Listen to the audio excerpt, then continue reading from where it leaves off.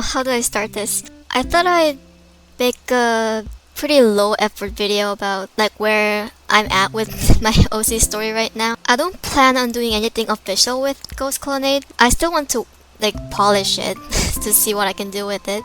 I'm gonna like sketch as I speak, so it's gonna be kind of slow, the talking.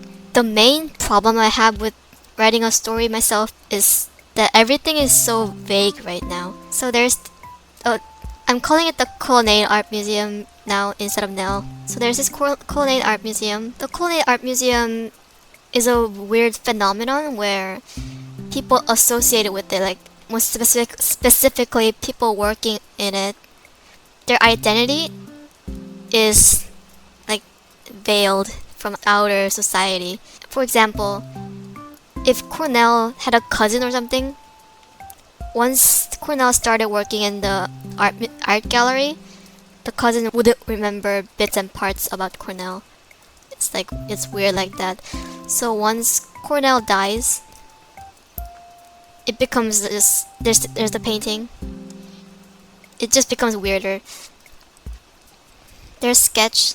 I don't think Sketch knew a lot of people outside in general before working in the museum, but like others, like Penn, Lance, Mantel, their identity is now like obfuscated from society. General backstory with the museum people, like Sketch. I made a lot of content about Sketch, so I'm gonna skip Sketch. Penn died of an illness many decades ago, and her soul clung onto a quill pen, so she was unconscious when her soul got into a quill pen. And once Cornell died and the art museum, the sketch decided the art museum would be open to the public, Penn was revived as a ghost.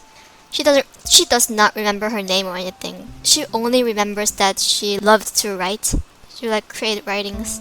So her arc, if there's any, has to do with writing. Sketch's representative item is a bow tie, and I'm not sure what to do with the theme regarding it. Professionalism. For the museum people, I want them to like chronologically recruit each other. Like Sketch hired Penn as a curator, and Penn hired Lance hired Mantel, so on. So Lance used to work for the criminals in the city. He was like the financial guy who scammed people of their money. And somehow he got caught red-handed by Penn. And Penn was like, why don't you go work in the museum to like redeem yourself? And so he agreed. His personality is actually very grumpy.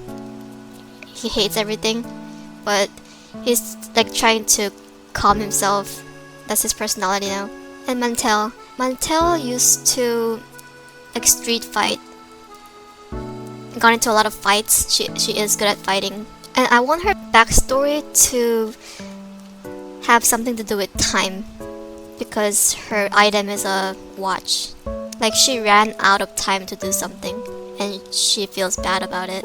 Maybe Lance hired her. Oh, Lance's item is obviously a balance scale, which represents like trying to keep his temper in check, I guess. And Charles, he used to run a small library in the city, and when some government officials figured out his library had some illegal materials, like the government does not allow supernaturality like ghosts and magic, so when they figured out Charles's library had those things, they were going to like burn all the books. And Charles did not want anything to do with the government or interfering with his library, so he just burned down the library himself. And he was like running away from the crime scene, and Mantel hired him. And he's now a librarian again. Item is a book. And Pastel used to be a painter. I think maybe she still paints. And she participated in a lot of painting competitions. And one day someone tried to like poison her and kill her. Pastel found this out and tried to poison them back, and they snitched on someone and saying like, oh, Pastel's trying to kill me. And Pastel was like, had to deal with being an attempted murderer, so she was gonna accept her fate, but Charles found and recruited her. And her item right now is like a ribbon, but maybe it should be a easel or something, because she's artsy. Stargazer is from a wealthy family, like really rich, but they were very strict about her doing anything at all. They wanted her to follow a certain path in life, and she did not want that. Pasta was trying to win her over, like, maybe because she has a lot of money. Anyway, Pasta was trying to win her over, like, why don't you help us in the museum, be a archivist. Stargazer was like, oh my gosh, uncensored materials and things to study. I love that. So she joined the art museum. Maybe her family has something to do with like a astrology. Right now her item is a telescope, or maybe it'll change later. Also she has a cat, like a tiny cat named Vanny. Margaret is the least developed yet, so I'm saying she was a thief, like a general thief, similar to Lance kinda. I have to come up with the detailed story of how they met each other, like all the recruiters. Margaret's item is a typewriter, and she's a receptionist. Again, the vague problem. What does the typewriter have to do anything with Margaret? Writing. A lot of writing, I guess. Or like technology, which is helping pen. I can't think of anything at the top of my head right now, so that's the museum people. A big problem I have right now is the reason for Kapellmeister's death is so stupid. I have to fix that. He gets killed by Hench. I'm not changing him being killed by Hench. He just showed up to Gamark's house for no reason and gets killed by Hench. Before that, he's in a state of like really guilt-ridden state because of Breve's death. So he's like not himself.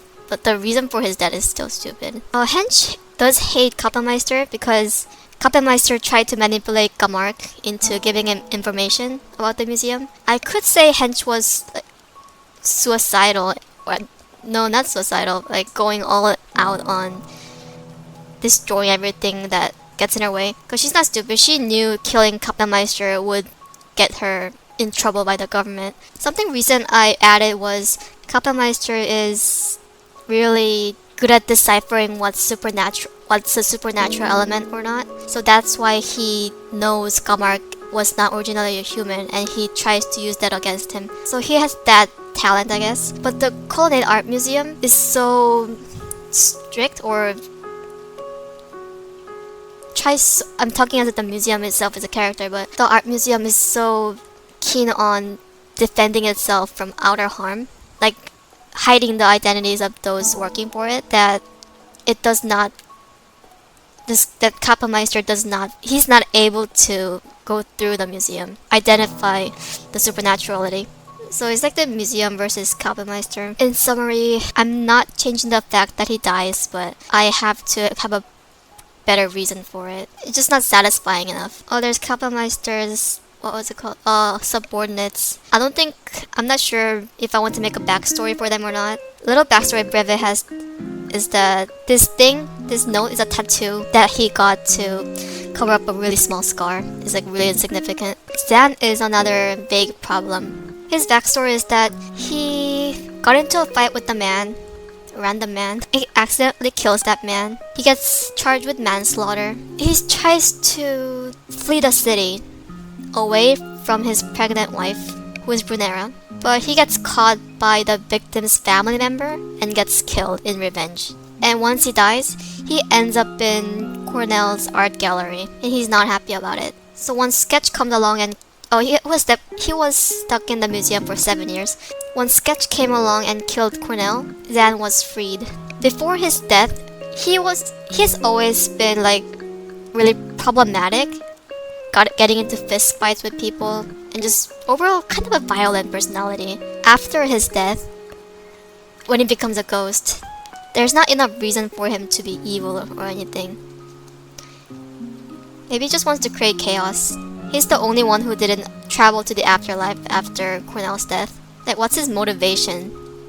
What do you want? Right now, he's just causing chaos, and he hates the museum. I had this story point where the museum is a hotel for ghosts, and he hates the fact that his former prison is now a hotel or something, but I'm not sure if I want to keep that story point. I think him hating the museum is like valid. It's not an evil thing. So maybe he doesn't have to be evil. Oh, yeah, and Kapameister gets kidnapped at some point. Zan was the one who like planned this. It's kind of all jumbled together right now, the story. Did I talk about Hench? Hench needs a proper motivation too. Right now all she has is just she really cares for Gamark because she was the only friend he had and vice versa. What is her motivation? Another thing I added is that ghosts exist obviously, but not everyone can see them. Most people wouldn't be able to see Pen inside the art museum, but Menzi does. And that surprises Pen. I don't know what to do with Menzi. She just really looks up to Pen. She's never seen Zan, but knows he exists through her dreams or something. I want Cornell to be really morally gray, or even a bad person because he knew ghosts exist and he just didn't let them go for for the sake of his research for how many long years, decades. Although ghosts were like former criminals in life, that might add some layer to his morality. Oh, I forgot Gamark. Gamark is just there right now. He runs a telephone business. He's the head of the telephone business. What's his motivation? I don't know. Do all characters need a motivation? And I need to come up with the combined goal for the art museum people. Sketch's goal is to revive Cornell. As long as he has the painting, he can revive Cornell. And he needs a human vessel, so Sketch plans to use Kapameister. Sketch doesn't know what that'll do to Kapameister, but Sketch wants to do it anyway, reviving Cornell. And in the end, Sketch does not revive Cornell. I'm pretty sure the theme was like moving on from the past, something like that, for Ghost Colonnade. I want the main 8 to have the most story, or backstory at least. And I want them to have unique relationships with each other. I love the main 8. And while I'm recording, I'm just gonna say I struggle so much with drawing heads these days. They either look too blocky or just misshapen. I think that's it. Bye.